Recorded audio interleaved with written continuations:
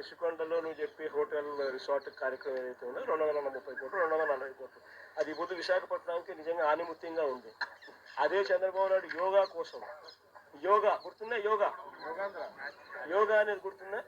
ఒక్కరోజు ప్రోగ్రామ్ యోగాకు ఖర్చు పెట్టిందంటే 330 కోట్లు. 330 కోట్లు కనీసం నేనన్నా 240 కోట్లు పెట్టి ఒక బ్రహ్మాండమైన బిల్డింగ్ కట్టి విశాఖపట్నానికి తలమానికంగా ఉంది ఆ బిల్డింగ్. ఈ పొద్దు కూడా పోయినాను అనుకో, ఆ బిల్డింగ్లోకి ఎవరైనా పోయి చూస్తే విశాఖపట్నం అంతా పోయిన టూరిస్ట్ ప్లేస్ కింద కనపడుతుంది.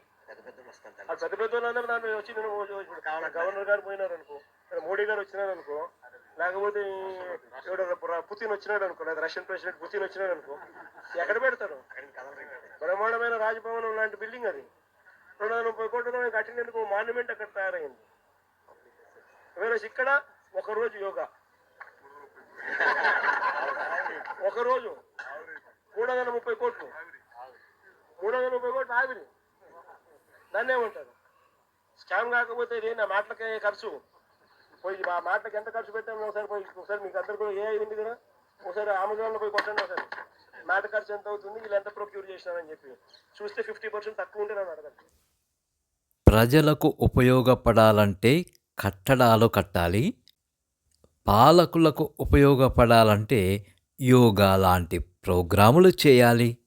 బడాయి బాబు అదే చేశాడు.